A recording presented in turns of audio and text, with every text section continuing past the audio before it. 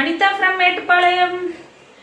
இன்னைக்கு பார்த்தீங்கன்னா நான் வந்து ஆல்ரெடி வந்து முட்டை வந்து வேக வச்சுருக்கிறேன். நல்லா இன்னைக்கு நைட்டுக்கு வந்து முட்டை குருமா வச்சுக்கலாம் அப்படின்னு சொல்லிட்டு முட்டை வேக வச்சுருக்கிறேன். அதுக்கப்புறம் வந்து சப்பாத்தி இன்னைக்கு நைட்டு.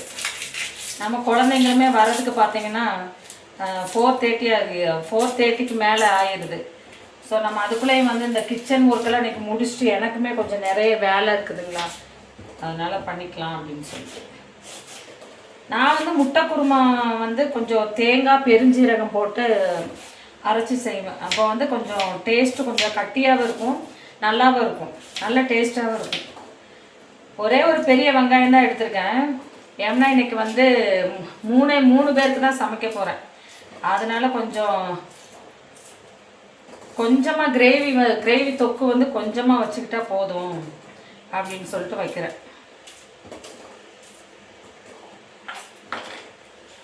இது வந்து 3 தக்காளி வந்து நம்ம கொஞ்சம் மிக்சியில் போட்டு அடிச்சிடலாம். இப்போ வெங்காயம் ஃபுல்லாக கட் பண்ணிட்டேன். முட்டையும் பார்த்தீங்க அப்படின்னா அது பாருங்க நல்லா குக் ஆயிடுச்சு முட்டை.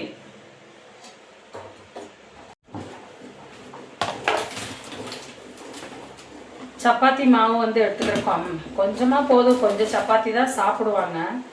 நைட்னால கொஞ்சம் அதிகமாக யாரும் சாப்பிட்றது இல்லை. அதனால இப்போ வந்து சப்பாத்திக்கு மாவு வந்து நல்லா பிசைஞ்சிக்கலாம். சப்பாத்தி மாவு வந்து நல்லா பிசைஞ்சிட்டேன்.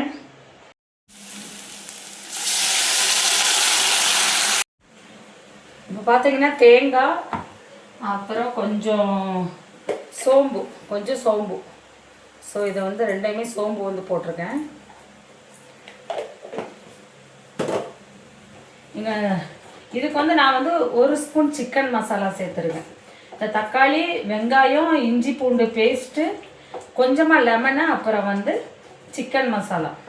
இது வந்து நல்லா ஒரு தொக்கு மாதிரி ரெடி பண்ணு, நிறைய தண்ணி ஊற்றக்கூடாது. ரெடி பண்ணிவிட்டு இப்போ தேங்காயும் பெருஞ்சீரகமும் அரைச்சி இதில் ஊற்றிடலாம்.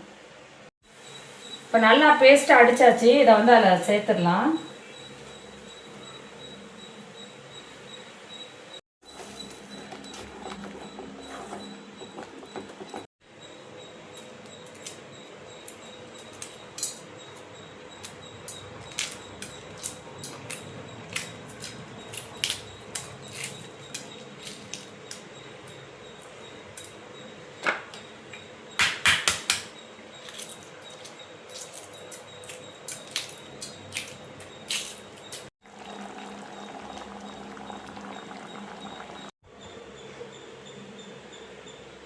ஒரு பக்கம் குருமா கொதிச்சுட்டு இருக்குது, எக் குருமா. அப்புறம் இங்கே வந்துட்டு தோசை கல்லுமே நல்லா சூடாயிருச்சு.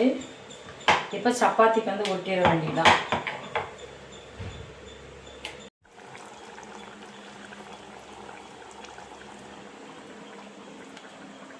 இன்னைக்கு நைட்டுக்கு வந்து எக் குருமா சப்பாத்தி.